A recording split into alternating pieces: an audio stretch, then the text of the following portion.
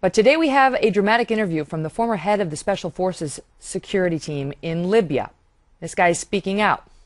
His name is Lieutenant Colonel Andrew Wood, and he spoke with CBS News, saying that there were serious worries about security in Libya in the weeks ahead of this attack.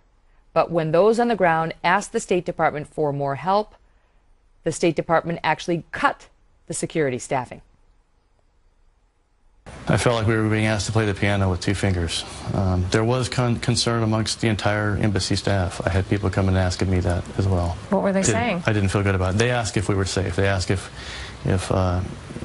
what was going to happen, and I could only answer that what we were being told was they're working on it.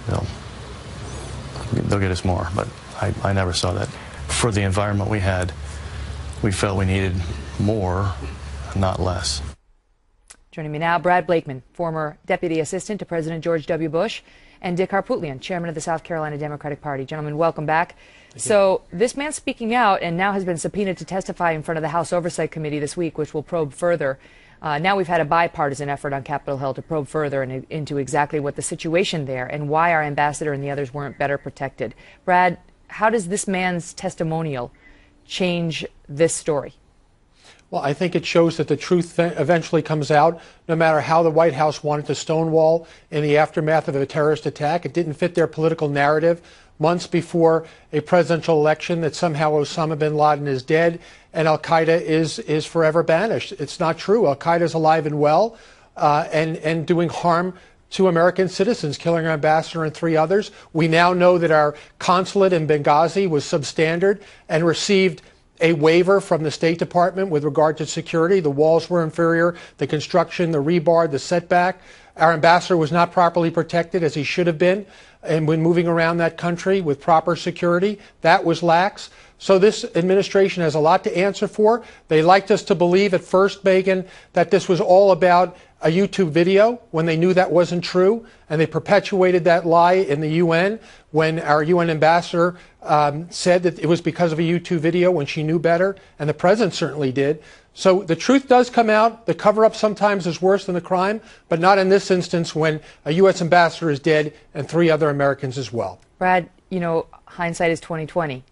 And you look back and now with our ambassador dead and 3 others dead, we can say obviously security was not adequate in Benghazi, but it is disturbing to hear about, you know, according to this Colonel Wood, that they were essentially begging for more security. Sure. And he claims they were told, not only are you not getting it, but we're going to reduce what we have in place. There is no no that's for adequate Dick. That's answer. for Dick. Dick's thoughts on that. I'm sorry. Well, you know, Megan, there's a couple of observations I have to make. The first is, it was just 3 weeks ago this happened. Certainly this serviceman has the right to speak out about what he knows.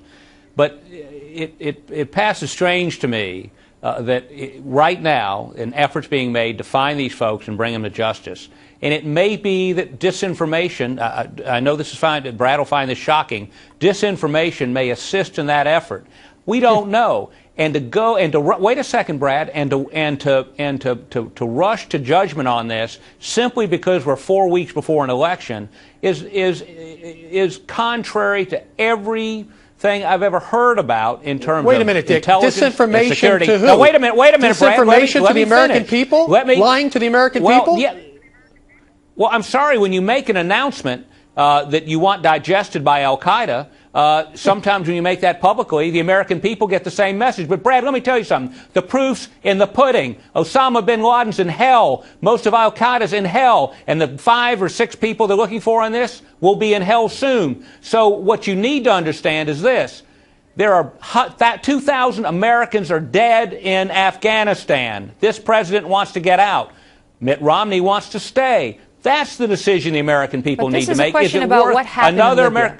This is a well, we're trying to figure out what happened to our ambassador. You know, I mean, as for the campaign you're not slogan, figure Dick, out, you're not, that's a dangerous road to go Megan, down. Andrea Tentaros, who is on the 5 here, said in response now to this campaign slogan of GM is alive and bin Laden is dead, so is our ambassador to Libya.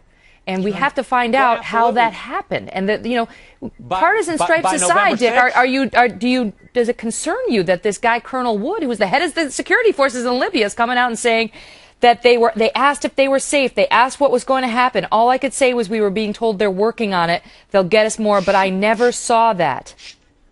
Sure, it's a part of the picture, but do you really need to know this by November 6th unless this is purely a political issue and really you don't has want us nothing to know it by November 6th. That's the problem. You don't want the American people to know the truth. You guys want to ride this out. Hopefully, the American people will pay attention to something else when the White House and others were either grossly incompetent or willfully lied to the American people. And now it's substantiated by an American military person who has no axe to grind other than to tell the truth that they weren't properly protected, even though they begged for it. We don't know what his axe is to grind, Brad. What I'm saying is, why scour this 30 days before an election when because the American people deserve answers. That's why. The American people. The American people don't want an answer. You Republicans want to make sure this becomes an issue so that we lose focus on Afghanistan, Iraq. Mitt Romney going to London and insulting our allies there, having no foreign policy. This is about distraction. Mitt Romney trying to help showed people more in Libya. initiative and acted more like a president in calling the attacks for what it was. And only after 2 weeks did the White House say, of course, it's evident that it was a terrorist attack. I want to tell the viewers what the State Department has said. And understandably, there's only so much they can say on certain issues. But they came out and said that Colonel Wood was not part of the security assessment in Benghazi. That's where this attack took place. He was in Tripoli. Correct.